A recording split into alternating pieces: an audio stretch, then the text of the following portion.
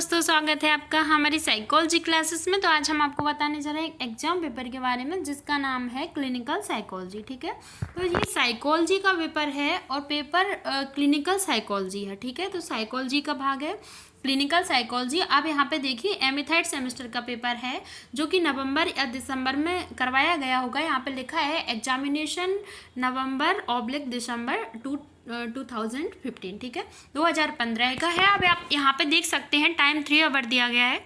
जो आपको समय है वो आपको 3 घंटे का दिया जाता है और इसमें आप देखिए मैक्सिमम मार्क्स 85 रेगुलर स्टूडेंट के लिए और जो पास मार्क्स होते हैं वो 29। ठीक है, तो 85 का इसलिए होता है क्योंकि इनकी इंटरनल असाइनमेंट जिन्हें CCE भी बोला जाता है वो 15 नंबर के 15 मार्क्स के होते हैं। 85 + 15 = 100। ठीक है, तो 85 + 15 = 100।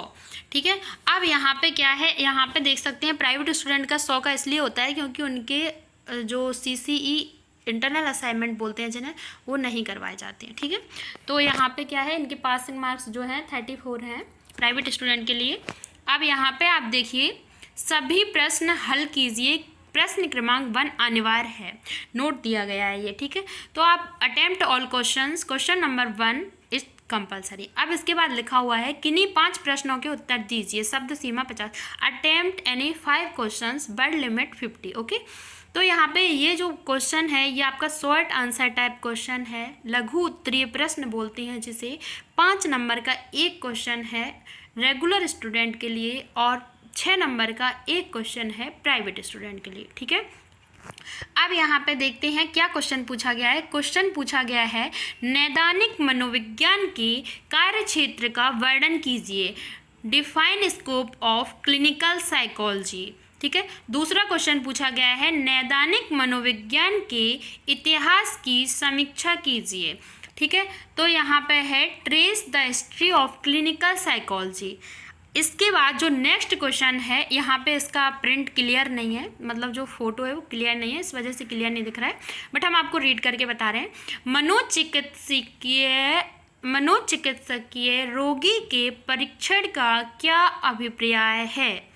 What do you mean by examination of psychiatric patient? Okay, अब यहाँ पे देखिए रिपीट कर देती हूँ, What do you mean by examination of psychiatric patient? Okay, अब नेक्स्ट क्वेश्चन है मनोचिकित्सकीय साक्षात्कार क्या है? What is psychiatric interview? और जो आपका नेक्स्ट क्वेश्चन है वो है TAT क्या है? What is TAT? ठीक है, नेक्स्ट क्वेश्चन है प्रक्षेपी विधियों का उद्गम समझाइए, explain origin of projective method. ठीक है, नेक्स्ट क्वेश्चन है नैदानिक मापन का उद्देश्य बताइए, define aim of clinical measurement. ठीक है, नेक्स्ट क्वेश्चन है संप्रेषण को समझाइए, explain communication. Okay, next question है मनोचिकित्सा की उपयोगिता बताइए, डिफाइन यूटिलिटी ऑफ साइकोथेरेपी। ठीक है, नेक्स्ट क्वेश्चन है असंवेदीकरण की प्रक्रिया समझाइए, एक्सप्लेन प्रोसेस ऑफ डेस्टिनेशन। ठीक है, यहाँ पे आप देख सकते हैं, यहाँ पे क्या है, यहाँ पे जो नेक्स्ट क्वेश्चन है यूनिट फर्स्ट से पूछा गया है। यूनिट फर्स्ट से क्या क्वेश्चन पूछा गया है देखते हैं। यहाँ पे 12 और आपको ऑब्लिक में 4 लिखे दिख रहे हैं, तो यहाँ पे 12/14 लिखे हुए दिख रहे हैं। तो आपका जो 12 नंबर का क्वेश्चन है ये क्या है, आपका लॉन्ग आंसर टाइप क्वेश्चन है जिसे दीर्घ उत्तरीय प्रश्न बोलते हैं, इसलिए आपको ये 12 नंबर में दिया गया है रेगुलर स्टूडेंट के लिए, और प्राइवेट स्टूडेंट के लिए ये 14 मार्क्स का है 14 नंबर का। ठीक है, तो यहाँ पे आप देख सकते हैं इकाई फर्स्ट से क्वेश्चन पूछा गया है, एक पेशे के रूप में नैदानिक मनोविज्ञान के इतिहास पर प्रकाश डालिए। ठीक है, देखो यहाँ पे क्या पूछा गया है, एक पेशे के रूप में नैदानिक मनोविज्ञान के इतिहास पर प्रकाश डालिए, throw light upon the history of clinical psychology as a profession. तो पेशे मतलब प्रोफेशन। ठीक है, अब यहाँ पर देखिए इसके अथवा में कौन सा क्वेश्चन पूछा गया है। अथवा में पूछा गया है नैदानिक मनोविज्ञान के व्यवहार परक मॉडल की विवेचना कीजिए तथा मनोगत्यात्मक मॉडल के साथ इसकी तुलना कीजिए।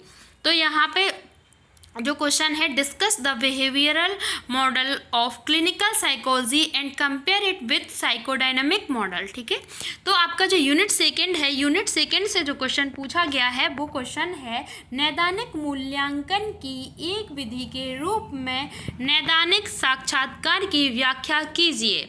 ठीक है, तो यहाँ इन्होंने अथवा में क्या पूछा है, देखिए पहले तो ये क्वेश्चन जो पूछा है इसको रिपीट कर देते हैं इंग्लिश में। Explain the significance of clinical interviewing and throw light upon clinical interview as one method of clinical assessment. ठीक है, तो यहाँ पे देखिए अथवा में इन्होंने पूछा है, मानसिक व्याधि के लक्षणों का वर्णन कीजिए, describe symptoms of psychiatric illness. ठीक है, तो साइकेट्रिक जो इलनेस होती है उसके सिम्टम्स को पूछा गया है। ठीक है, तो यहाँ पे देखिए अथवा में क्वेश्चन दिया गया है। अथवा का मतलब ये होता है, अथवा और कोष्ठक में और लिखा दिख रहा है, इसका मीन्स ये है कि आपको इन दोनों क्वेश्चन में से कोई एक करना कंपलसरी होता है। आपको दोनों क्वेश्चन के आंसर आ रहे हों, आपको फिर भी नहीं देना है, किसी एक का ही आंसर आपको देना है। ठीक है, अब मिलते हैं नेक्स्ट यूनिट में। देखो नेक्स्ट यूनिट से देखते हैं, नेक्स्ट यूनिट से देखते हैं यूनिट थर्ड से। यूनिट थर्ड में क्या पूछा गया है, प्रक्षेपी प्रविधियों के नैदानिक अनुप्रयोग का वर्णन कीजिए।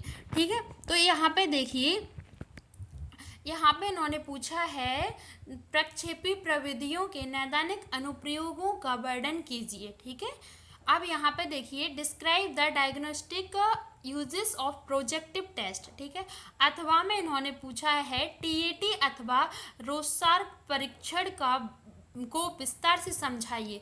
तो डिस्कस इन डिटेल टीएटी और रोसार्क टेस्ट। ठीक है, तो यहाँ पे देखिए, आप यहाँ पे यूनिट 4 आ गई। आपकी यूनिट 4 से जो क्वेश्चन पूछा गया है वो है, नैदानिक मापन से आप क्या समझते हैं, नैदानिक दृष्टिकोण से इसके गुण दोषों का वर्णन कीजिए। ठीक है, तो यहाँ पे इन्होंने पूछा है, what do you mean by clinical measurement from the clinical point of view, describe it's merits and limitations. ठीक है, अथवा में इन्होंने पूछा है, देखिए यूनिट 4 के अथवा में इन्होंने यही क्वेश्चन पूछा है, केस अध्ययन विधि से आप क्या समझते हैं, इसके गुण दोष की व्याख्या कीजिए। ठीक है, तो यहाँ पे what do you mean by case study method, describe it's merits and demerits. ठीक है, तो अब आते हैं, देखते हैं यूनिट 5। ठीक है, यूनिट 5 में इन्होंने कौन सा क्वेश्चन पूछा है देखते हैं। देखो संज्ञानात्मक व्यवहार यहाँ पे क्लियर दिख रहा है, यहाँ पे ओनली हिंदी का क्वेश्चन रीड करूँगी। देखिए यहाँ पे संज्ञानात्मक व्यवहार चिकित्सा क्या है, इसकी विधि एवं अनुप्रयोग का वर्णन कीजिए।